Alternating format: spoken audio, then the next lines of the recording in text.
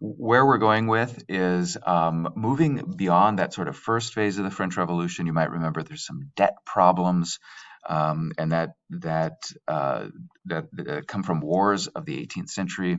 And finally, Louis XVI is forced to call the Estates General. They don't really know how it's supposed to meet. And when they do finally call it together, the third estate, the bourgeoisie essentially, is really kind of pressing for more equality and really trying to, I think, force a kind of enlightenment to to make sure that they are going to have a stake in the power, and it's not just going to be all about the nobility.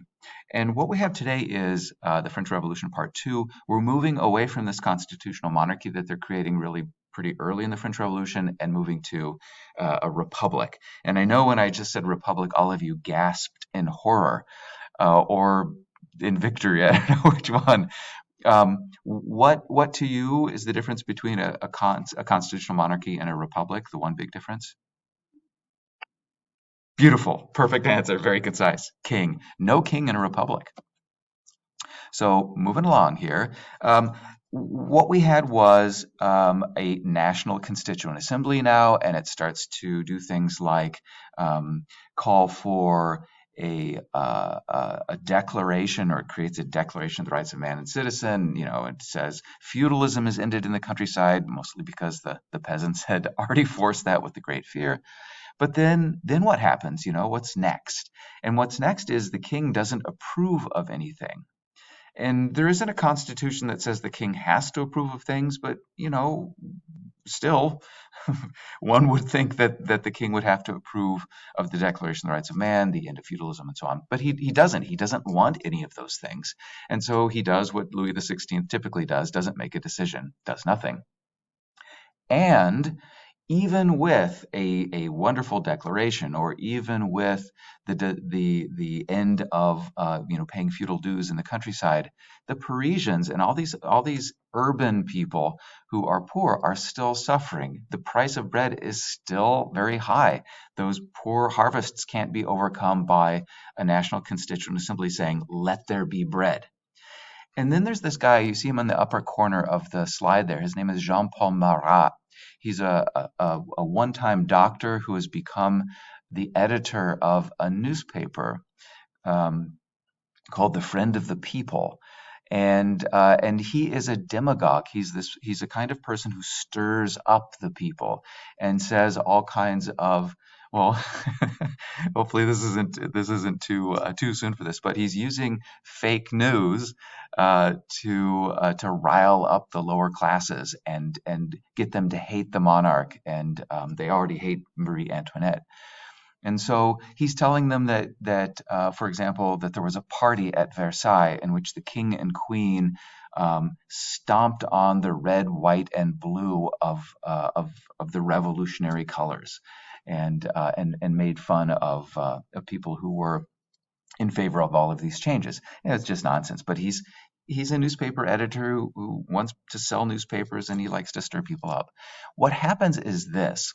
On October 4th, 1789, there is a revolt of women. A bunch of women from Paris decide that they're hungry, they're suffering, the price of bread is too high, so they decide that they're going to go to Versailles and get the king and queen to essentially wave their magic bread wand and make bread appear on the streets of Paris and bring them back. Eventually, they're going to try to bring them back to Paris so that they can see what the Parisians are suffering from. They can feel the plight of the people and do something about it, they think. And so they go to Versailles. They're waiting outside of Versailles overnight. The National Guard, a kind of citizens militia, accompanies them. The men in the National Guard are really kind of unsure what these women are going to do. A lot of these women are lower class or lower middle class women who are kind of violent, quite frankly. Some of them are fish sales lady in the market, and they cut fish all day. They have these very muscular arms and are really good with knives. And so they all show up at Versailles. They get tired of waiting outside of Versailles. Typically, Louis XVI doesn't do anything when these thousands of women show up, these women who are armed. And eventually, some of them break into Versailles and are running through Versailles trying to get their hands on the Queen, Marie Antoinette, and basically they want to kill her. They're screaming that as they're running through the Palace of Versailles. Imagine if Louis XIV was around at this point in time. I think he would just have them all mowed down by cannon and just get the situation under control. But what happens is this: there's an awkward meeting of Marie Antoinette runs into the king's bedchamber. The king and the queen are standing there. These scummy ladies break into their bedchamber, and there's sort of an awkward moment in which they're staring at each other, and then they say, "You're coming with us to Paris," and they do. They get in a carriage, and these ladies sort of keep them hostage or whatever, all the way back to Paris. And then they're residents of Paris after that. The ladies also killed some of the palace guards and cut their heads off and stuck them on pikes. So you can imagine that the king and queen are really pretty frightened about what's going on. The threat of violence is really there. Remember, anytime you want to jump in and ask a question or say anything, it's really well appreciated. I don't think they really had a chance. I think that these women kind of just overwhelmed them. They didn't kill any of the women, as far as I know. And so, you can imagine that they're trying to block these ladies as they're running through the palace hallways, and these ladies swamp them and, stab them and beat them to death and saw their heads off. So it's a really ugly scene. Just imagine how the deference towards a king, like a Louis XIV type guy, a symbol of all of France, the Sun King, how that is just completely gone, where you have these lower class women chasing the royals around and forcing them back to Paris. It's really it's astounding.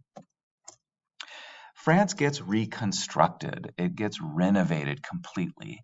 They try to make a completely enlightened France. And so a constitutional monarchy, I think we would all argue, is a kind of enlightened political political entity where you have a sharing of power between a monarch and some sort of assembly or parliament. They created an enlightened economy. They tried to do away with the mercantilism that existed before and tried to free up the economy to let the invisible hand, rule the economy, getting rid of or suppressing guilds, for example. They came up with tax equity, that everybody is going to pay taxes, their fair share of taxes. They tried to create an enlightened system of law with judicial equity as well, as everyone is equal before the courts or before the law. And as you'll see here soon, everyone is going to be punished equally as well. You'll see that there is a move even towards enlightened religion, where you and I would like this. There's religious toleration, but then it moves beyond religious toleration, as I think the government tries to sort of break the resistance of the clergy to all of these changes. And then there's this whole problem that starts to develop with the clergy as the government tries to make the clergy state employees. I'll explain that in just a minute a little bit more. And then they even came up with an enlightened calendar eventually, moving to a kind of metric calendar, a 10-day week, and then months renamed basically after the kind of weather that you might find at that point in time. And then if you see over on the right-hand screen, or on the right-hand part of the screen, there is this map of France. France has been divided into 83 what they call départements, or little territories. They're about the same in size.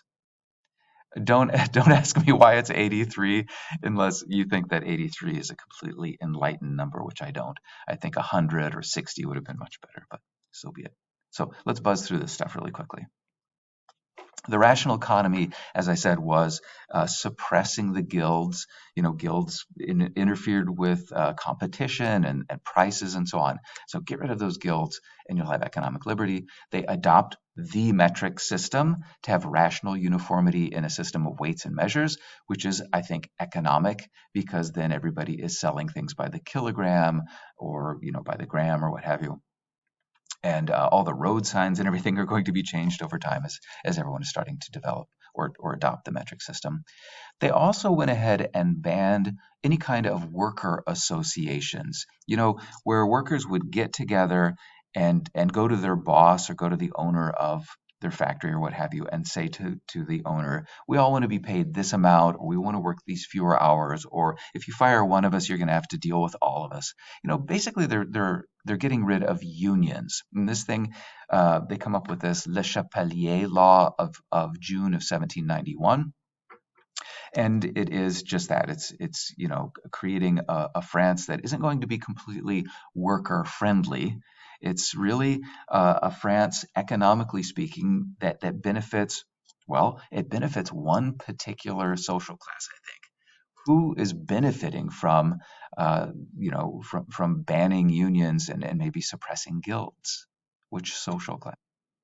Yes, the bourgeoisie, and we're all still working on learning how to spell that correctly, right? Good. And then who loses in this?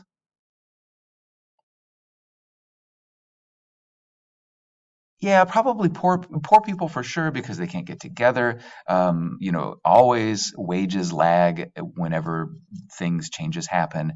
The guild masters, of course, are probably going to be unhappy too, or guild workers. Sometimes a lot of those artisans are lower middle class people, the petite bourgeoisie. So the middle class, the bourgeoisie, are really the ones who are winning this economic fight, I think.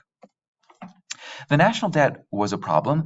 And if you think about that, it's the reason that Louis XVI calls the Estates General. But how does this new government then, if this new government now has representation, they're all agreeing to pay taxation, but how in the world do they deal with the national debt? They thought about, this is a crazy thing to do, but they thought about repudiating the national debt. Can somebody say what repudiating a debt would be?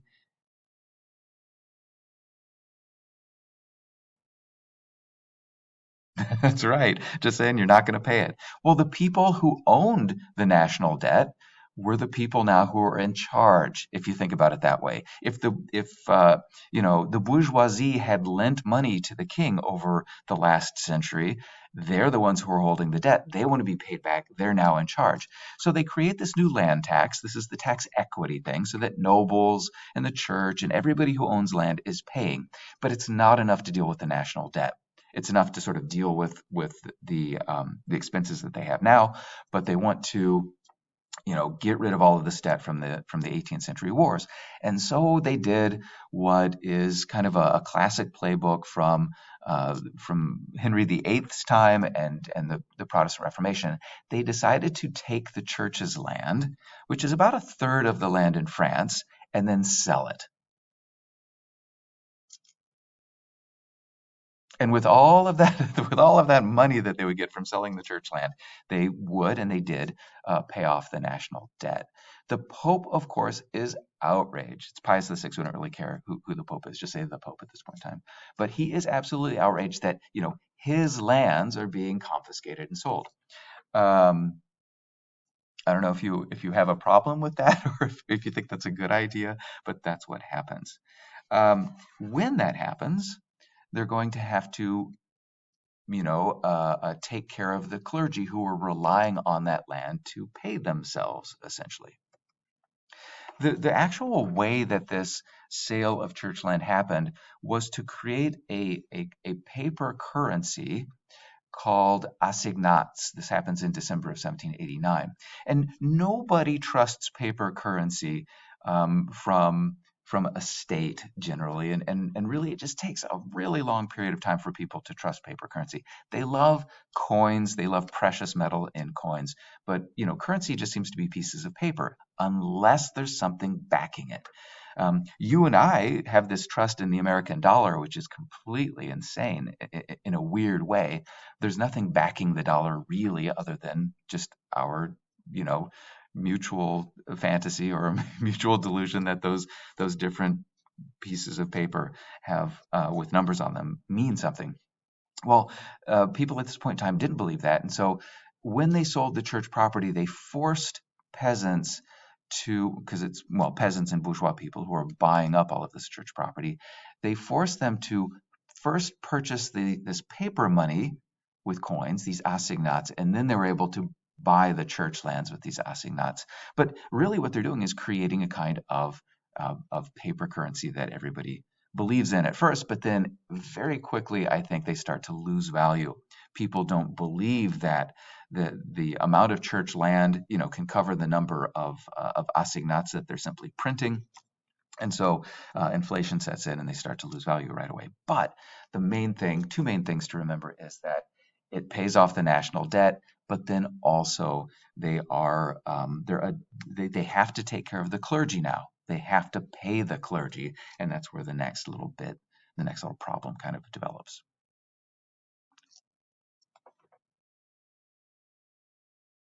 I'm not really sure like if there's a specific physiocrat or a specific economic person who comes up with that idea, but it's certainly approved of by the National Constituent Assembly. They think this is a wonderful idea to, I think, in some ways to weaken the clergy because the clergy is always against change, right?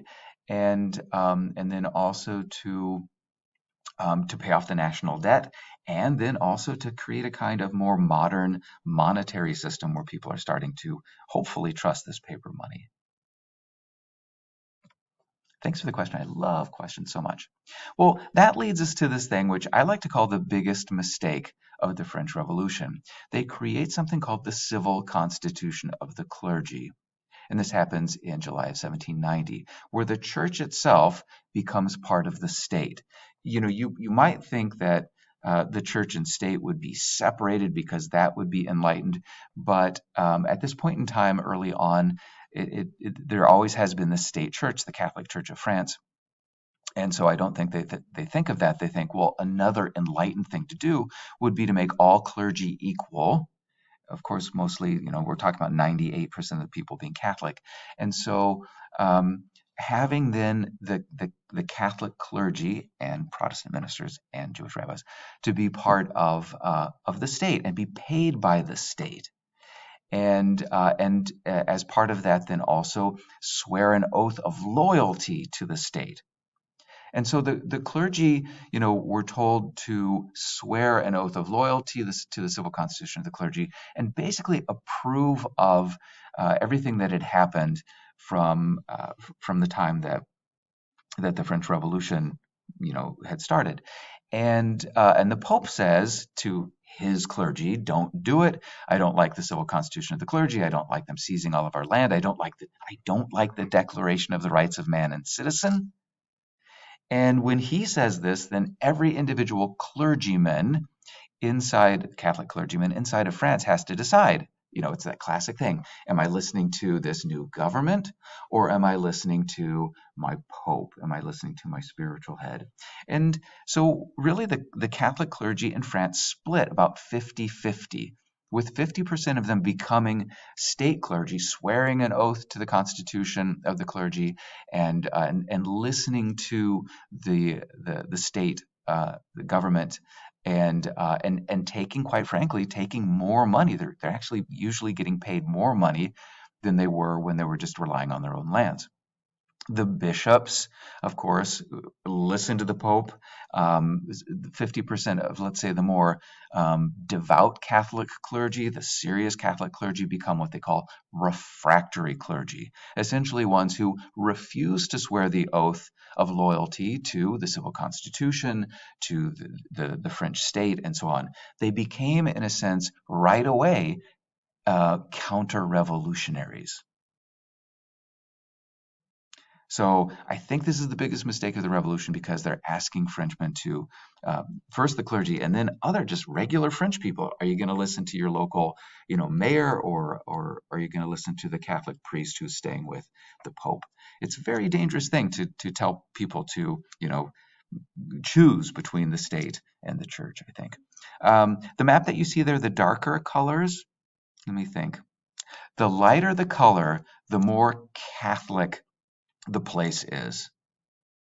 And so you can see that, for example, Normandy, is that Normandy? And Brittany over there in the far west part was really pretty Catholic, and it's sort of, I don't know, it's kind of a grab bag or mixed bag of who becomes more in favor of the church and who becomes more in favor of the state. For some reason, the closer you are to Italy, it looks like the dark brown are a lot of people who are fans of the new order of things. And then too, I like, yeah, go ahead. Oh, absolutely.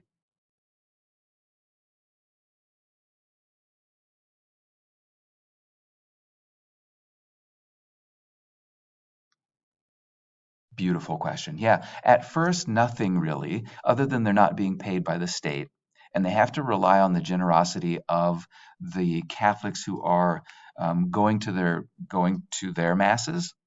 And it's kind of like church today, where it's a voluntary donation rather than something that is being paid by the state.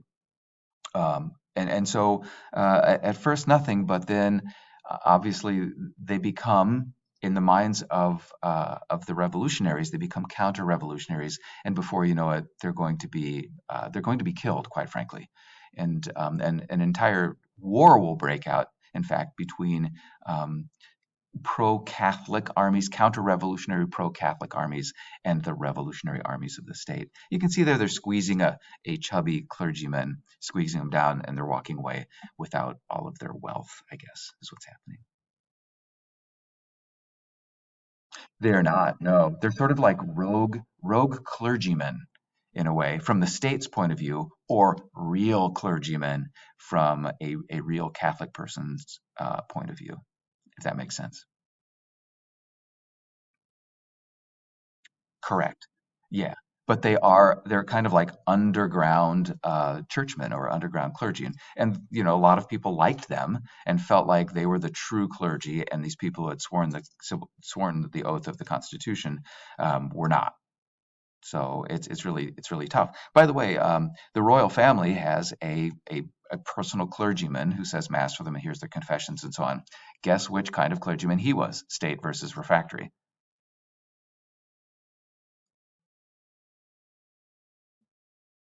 Yes, it was a good 50-50 guess. So essentially, by making that decision, by saying we're going to keep this refractory clergyman as our personal priest, already, Louis XVI is saying, I'm against the revolution too. And yeah, sure.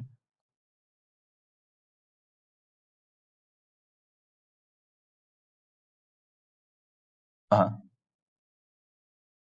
No, no, no, no. That was all resolved a long time ago. Yeah, yeah. And they're far less corrupt than they used to be. So that too has happened since the Catholic Reformation. So in 1791, they come up with a constitution. A declaration of the rights of man and citizen is a declaration. It's not a constitution. It doesn't tell you, the inner workings of the state. And so after much debate, they came up with the idea, once again, of a constitutional monarchy. And after much debate, they gave the king a delaying veto. And I know all of you just gasped with your microphones off. You gasped because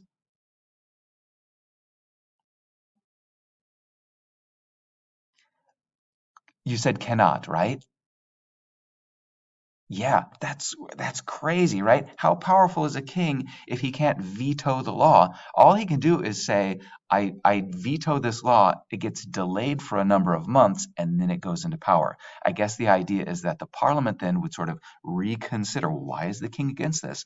But a real king would have an absolute veto, right? And maybe even the parliament would have no ability to override that veto. But this is just pathetic. It's weak.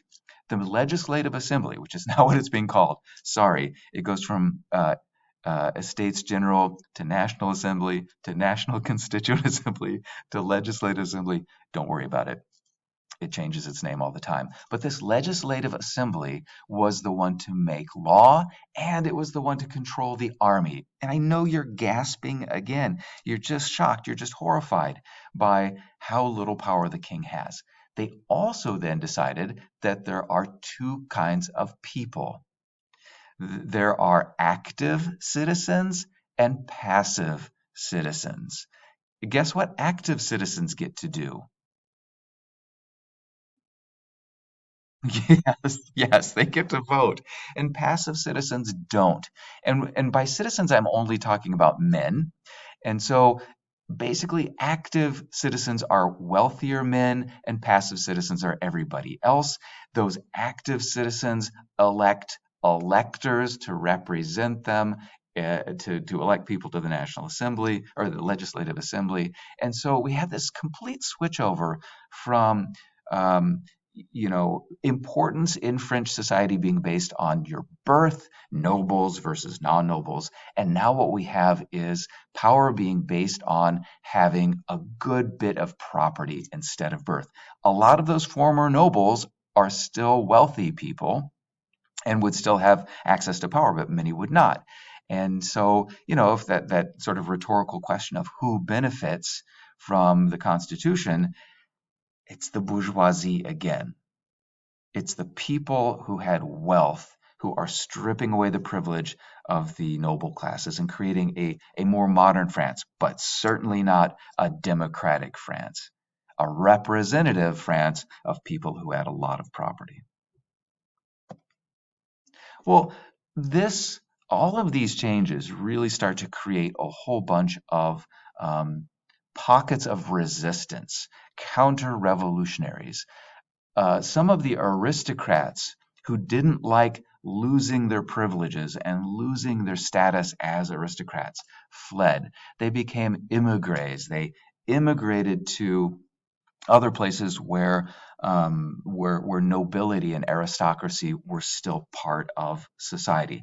Basically, they went to Prussia and they went to Austria, and we're just hanging out there at other nobles' palaces, or hanging out and bemoaning how terrible things were in France and how the Prussians and the Austrians really should do something about this French Revolution before it spread to other places, and all nobility was done away with.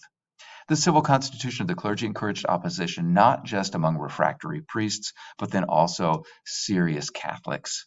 And so these religious peasants, peasants who had never heard of the Enlightenment, were still very religious, um, were increasingly dissatisfied with the changes that happened. The one change that they liked was when the church property got sold to them, where they, increased their land holdings. And so people can kind of block out what they're doing to the church as they buy that. But then after that, they're like, well, we don't like any of these other changes that are going on. And we'll talk more about that. Well, here's a whole bunch of reasons why the constitutional monarchy just imploded. One of the things that happened, you can imagine that the king, from the get-go, really didn't want to call the Estates General, didn't like having all of his power stripped from him, didn't like all of these changes in the church and all of this other stuff. Well, in June of 1791, he and his family make an attempt to flee to flee France. They dress themselves up as bourgeois people, jump in a couple of slow-moving carriages, and head for the border. The closest border is actually the brother-in-law's territory, brother-in-law of Louis XVI, or the brother of Marie Antoinette. This would be um, Leopold, who is the ruler of the Habsburg Empire, the Austrian Empire. Anyway, they flee to the border, and in disguise with paperwork saying that there's somebody else, and they get caught. And gosh, it's really not a good thing when you discover the leader, or the first family of your country trying to flee your country. You know what I mean? I'll take that as a silent yes. Uh, they get caught. It shows that they're counter-revolutionary, that they're against the revolution, and they're brought back to Paris as prisoners. In August of 1791, there is this thing called the Declaration of Pillnitz. And basically, the nobles who had settled in Prussia and settled in Austria had been bugging the Austrians and the Prussians to do something about the French Revolution. And the Declaration of Pillnitz is when the Austrian leader and the Prussian leader get together and make this declaration that if all the other European great powers agree that Austria and Prussia will invade France, and put down the revolution and put the king and queen back in their rightful place. They have no intention of doing this. They're just trying to get the nobles, the French nobles who are bugging them, off their back. But back in France, when it gets reported in the newspapers that Austria and Prussia are getting ready to invade, it it really angers them up. It creates this sort of pro-revolutionary feeling, um, anti-foreigner feeling, or anti-Prussian feeling, anti-Austrian feeling, anti-noble feeling, anti-royal family feeling, and this has its effect that in April of 1792, the Legislative Assembly decides to declare war on Austria and Prussia. When they do that, the war doesn't go well. You can imagine that previously the troops have been led by a lot of nobles. Those nobles are mostly gone. And so Prussia and Austria and France are now at war, and the Prussians and Austrians are starting to push into France. The leader of the Prussian army is the Duke of Brunswick. And the Duke of Brunswick produces a manifesto, or a statement, in July of 1792 to the people of Paris. And he says to the people of Paris in this statement that the Prussians are coming, they're going to be in Paris really soon. And when they take over Paris, if the royal family is harmed by the people of Paris, that the Prussians will take out vengeance upon the people of Paris. I know you're saying, "Holy cow," and you're gasping and so on, because what does this do for the royal family? Does this protect the royal family, or does this put their lives in danger and make them seem like they are on the enemy's side? Somewhat of a rhetorical question, but right? It's crazy. It's sad. I know he's trying to protect them, but in he's just endangering them. And that's exactly what happens. Their palace gets invaded a month later by a Parisian mob. The mob massacres the people who are there to protect them. They're basically Swiss mercenaries, and tries to get their hands on the royal family. The royal family runs into the legislative assembly and screams to the people in the legislative assembly, "My God, you've got to help us! Please keep us from being killed by this mob," which they do. But then, about a month later, there is a wholesale massacre of about 1,100 people inside of prisons and holding cells and so on inside of Paris. There are a bunch of people who are excited about the revolution, excited about France, just livid about these enemies who are invading France to destroy the revolution, and livid about all the counter-revolutionaries. And they start to stream to Paris to join the military to defend Paris from these Austrians and Prussians who are invading. They decide, though, before they go off and fight the Prussians and the Austrians to the west, to the east of Paris, that they should massacre all of the people who are being held in these cells, all of these counter-revolutionary people. Basically, they are refractory clergy and nobles who are being held in these prison cells throughout Paris, and they are taken out and just beaten to death and stabbed to death in the streets, and just horrible things happen to them. Any questions or comments about all of this stuff? Yeah. Yes.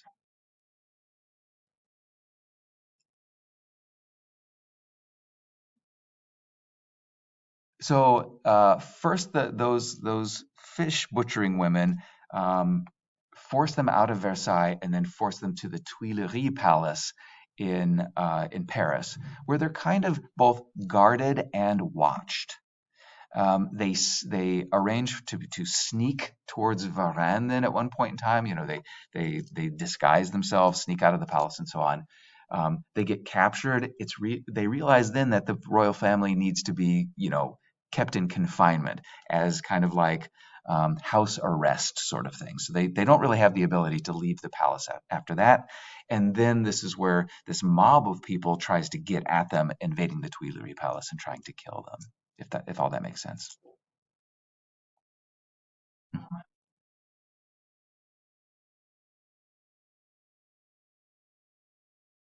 That's what the flight to Varennes was. There was a chance too for Marie Antoinette to escape. that she had this Swedish guy who apparently was very fond of her, and he had arranged for her to sneak away, but she wasn't willing to do that, I guess. Yeah, kind of exciting stuff. But obviously, all of these things show you that a constitutional monarchy is not going to work if your constitutional monarch is, is not into being the monarch. So it becomes a republic. He's out of power. And a new kind of government actually takes the place of the legislative assembly. And here's how that happens. There is a government in Paris called the Paris Commune. It really goes back to the storming of the Bastille, when the royal officials were chased away, and where the people of Paris decided to, create their own government to rule themselves. And eventually the king went along with that. So this Paris Commune, this Parisian town government, city council, allies itself with a group of people who are called the sans-culottes. Sans-culottes are working class and lower middle class Parisians for the most point, or petite bourgeoisie and proletarians, if you want to use the social class terms for them. Culottes are the kind of pants that nobles wear. They go just beneath the knee, and then they wear these silk stockings.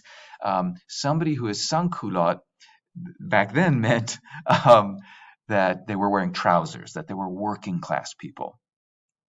And so the town government of Paris allies itself with this very large group of lower class and working class people of Paris to force a new kind of legislature, to force a new constitution, in fact, to force a further democratization of the revolution, since they're moving away from a Kanman and moving to a republic.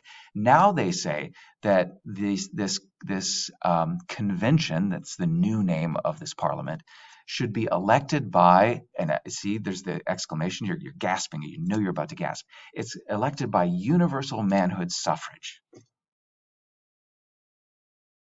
Every single man gets to vote. Okay. This has never really happened before at this point in time. The United States is coming close, but universal manhood suffrage. Wow, all of the peasants, all of the lower middle class poor people, everyone's going to vote. And this newly elected convention, this newly elected parliament, declares France a republic. They try Louis for treason against the revolution, against the state. No longer is the king the state, the people are the state. Wow, cool. So they try him for treason and they execute him in January of 1793. They try Marie Antoinette a bit later and execute her as well, for treason. And in fact, she probably is guilty of encouraging her brother to come invade France and set the situation right again. These sans-culottes, these lower middle class and these working class people, didn't want enlightened economy. They wanted wage minimums and price controls. They're not about free market and capitalism, because free market and capitalism leads to expensive bread that they have to buy and low wages that they have to accept. So they want wage minimums and price controls. They want power to the people. They want to support the Paris Commune. They want to support universal manhood suffrage. And they want to support a very violent, very extreme war against anyone who is a counter-revolutionary.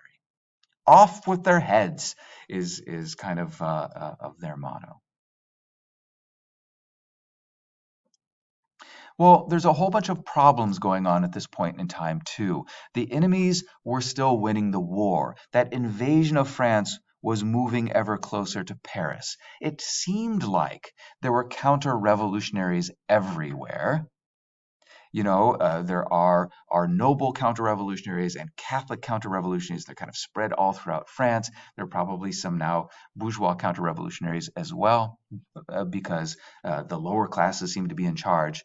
The new convention, this new parliament, is kind of like a drunk person in a bar where they're fighting two people and then suddenly they're like, I want to beat up everybody in the bar and then fight everybody. And so the convention actually declares war on the Netherlands, it declares war on Britain, it declares war on Spain. Like, bring it on. France will take on everybody all at once. Nobody loves us.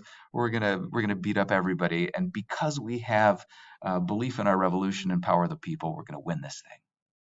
Well, um, the head of the French army, a general Dumouriez, who was a nobleman, was defending Paris, was defending the border from the Prussians and Austrians who are still moving in. And in April of 1793, he defected. Just a few months after his king was killed, this nobleman sneaks over to the enemy, which is that's usually not a good thing when the head of your armed forces does that. There's a right-wing revolt in that bit on the map there called the Vendée. It's a Catholic revolt. They've created Catholic armies that are rising up and trying to overthrow the local revolutionary governments there. Inflation is happening. The assignats are continuing to lose their value. People just view them as paper at this point in time. There's a food shortage going on. They were never really able to overcome the problem of bad harvests, and then all of this tumult, all of these things that are going on are just not making it any easier to grow things and get product to market. And so all of this stuff is going on all at once, and the government, the revolutionary government, needs to come up with some way of overcoming the situation, and they do so by creating what they call the terror. The terror is guided by this perhaps ironically named Committee of Public Safety. This is formed in April of 1793. It is a 12-man executive that is controlled by a guy by the name of Robespierre. And the Committee of Public Safety sentences people to death. And then, after very sort of cursory trials, basically, if you come before them, if you come before a people's tribunal, there's a reason you've been sent there, and they're going to just chop off your head. So very swift trials and lots of executions with this new method of execution called the guillotine. It is it's supposed to be an enlightened way and a very equal way of killing people in the best possible way. It works in kind of a foolproof way for the most part, instead of a maybe hungover or a drunken guy with an axe or a sword trying to chop off somebody's head. People are stuck into this machine, they are locked into this machine, and this machine then has a falling blade that removes their head. So everybody is being executed in the way that the nobility used to be executed, and it's supposed to be painless. Yeah.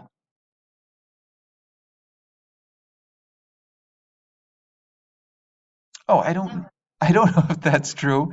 I know that Robespierre, who sentences many people to death by the guillotine, is going to end up being executed by the guillotine. Who they were convicting? Refractory priests and nobles are kind of the first two groups, but then it's pretty much anybody who is a counter-revolutionary. So people who are too Catholic, people who are hoarding food, peasants who are hoarding food and not sending it to market. That increases the price of of goods going to the cities and so on. People who were interfering with the war effort, people who were refusing to sign up for the army or be drafted in the army. A lot of people are being killed, but it's mostly sort of counter revolutionaries. Anybody can be called a counter revolutionary, though. The terror has, oh, look, here it is. The terror has lots and lots of victims, nobles and refractory priests, and then a whole bunch of peasants. That guillotine is supposed to be, like I said, an enlightened device. But quite frankly, it doesn't kill people in the numbers that it needs to. In the countryside, where you have all of these peasants who are counter revolutionaries, sometimes they load them, tie them up in a barge, and send them out into a lake or a river, and then sink the barge, drowning dozens or scores of people at once. Or sometimes they put them in the middle of a field and then set up cannon that doesn't have cannon balls but has cannon shot in it. Little tiny musket balls, like hundreds of musket balls shoved into the barrel of the cannon and then fired at these people. Um, in the middle of the field, kind of like giant shotguns mowing down people. So it's thousands and thousands of people are being killed who are labeled counter-revolutionary. Robespierre is constantly finding new people to kill, and he kills all these supposed counter-revolutionaries, and then his friends are telling him, Robespierre, you've gone too far, you've become a madman, we need to stop the terror. And he says, aha, you're counter-revolutionaries too, and he kills off a bunch of his friends. He starts to kill off the members of the Parisian Commune, and he's really just a dictator who believes that he is the most virtuous person in France, the most incorruptible person in France. He knows Rousseau's general will. He knows that he has to have all of these people killed to establish and finally get to a republic of virtue. He's just kind of a nut, quite frankly, obsessed with power and killing a bunch of people. Another way in which they get the go ahead. Yes, absolutely. Dang. If you guys need to go, you can go. I'm gonna go ahead and finish things, and you can view the last 8 minutes or so on your own. But do what you need to do. It's up to you. Okay, perfect. Go ahead and go. Yeah. But for the rest of you, if you want to hang out, I'll just continue going, and you guys can watch this later if you need to as well. Like I said. So the other way that they're getting in control of this dire situation is to create what they call the levée en masse. They have a universal mobilization of the country. They drafted every single young man between the ages of 18 and 25. And so they're able to create the largest army perhaps the world had ever seen, but certainly the largest army that Europe had seen. About 800,000 troops being recruited in 6 months. And people are either excited about the revolution and excited about fighting the enemies of France and really pumped up about it with nationalism and patriotism, or they're secret counter-revolutionaries who don't want to lose their heads, so they pretend. Everybody is involved in this patriotic war effort. If you're not, you're going to get killed. And miraculously, or maybe this makes complete sense, they start to win the war. The fanatical French troops are actually much better at fighting or have much more morale than, let's say, a Prussian peasant who isn't really sure why he's fighting. He's fighting because his king or because his local nobleman told him to. So this morale thing really works out for the French quite well for quite a number of years. They also created some policies. This commune created some policies to reward the sans-culottes, the working class and the lower middle class, rewarding them for their support, wage minimums and price controls, as I said. And they also sent out armed groups to look for peasants' stashes or peasants' hoards when peasants weren't sending what they were supposed to be sending to market. And of course, the peasants would be horribly punished if they were keeping back some of their grain, hoping that the price would go up. And obviously, it would go up. Even though there is a price control on the price of grain or bread, people are willing to sell stuff on the black market, or people are willing to buy stuff on the black market. And so the price of bread, if it's set artificially low, you're just not going to have enough bread to go around. So people are skirting these price controls. Getting close to the end here, but Republican culture is really pretty interesting. There's symbols of the revolution everywhere. This is a very kind of modern thing where they have flags everywhere. This red, white, and blue flag, this tricolore flag that you know from France today. It's a flag of the revolution. It's a flag of the republic. They have a hymn, an anthem that speaks of the patriotism of the people and how the people are going to slit the throats of the counter-revolutionaries. They're still singing it at soccer games. Wonderful. The theater is turned over to patriotic themes. Arts are all about patriotic themes. The old church festivals like Christmas and Easter and so on, they go away. Saints' days, they all go away. And they create revolutionary festivals in the metric calendar that exists. They plant liberty trees, and people kind of do pilgrimages to liberty trees and dance around liberty trees. And people start to or stop calling each other Madame, Monsieur, and so on, and start to address them as citizen. Citizen Baron, how's it going today? Oh, fine. How are you, Citizen Jones? To equalize everybody rather than having, people who are above or below people. Go ahead. Yeah, yeah, go if you need to go. I'm going to keep talking. You can watch this later. I'll post it. Good? Yes, Mr. Barron. Perfect. There's people start to name their kids new things like liberty and freedom and equality instead of Pierre and Jacques and Jean. And there's also compulsory education for children. They started to try to get kids into schools in order for them to learn to support the revolutionary government. They also got rid of fashion. They got rid of wigs and those knee breeches, and everybody started to wear more simple clothes. In fact, really revolutionary people started to wear togas because they wanted to go back to the republican spirit of Greeks and Romans before the empire. Here's some fun images for you. This red hat became kind of a symbol of the revolution as well. Revolutionaries were wearing that. And then look at the playing cards. They changed the playing cards. What was wrong with the playing cards? Beautiful. Yeah, they got rid of that stuff. Let's make it much more equal and get rid of all of those old kings and queens. There's also a de-Christianization that takes place with, like I said, a revolutionary calendar, a metric calendar. They started to have days that were devoted to, instead of saints or Christmas or whatever, they were devoted to like Rousseau Day and Voltaire Day and Benjamin Franklin Day, for example. And they also started to close and sell churches. And then they tried to do away with Christianity altogether and replace it first with a cult of reason, and then they realized that people needed kind of like a god figure, and so they replaced the cult of reason with the cult of the supreme being. It's basically a kind of deism. And once again, committed revolutionaries like this, the toga wearing revolutionaries like this, and participate in the cult of the supreme being. But most French people just kind of shrug their shoulders, remain sort of nominally Catholic, or just not very religious at all. I think really France is too Catholic for either of these cults, these deistic, rational, reason-based religions to really take hold.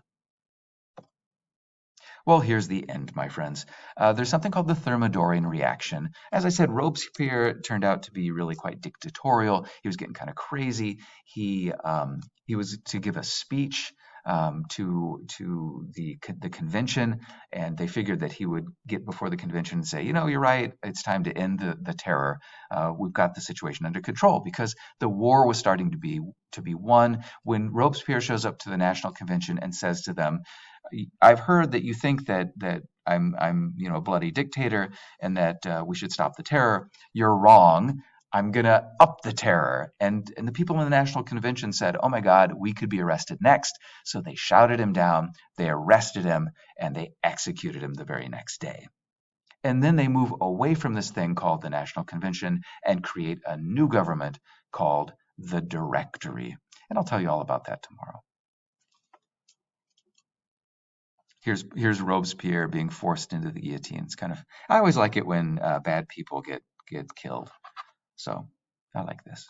He's not at all excited about going to the guillotine. He was very excited about sending other people to the guillotine. What questions do you have for me?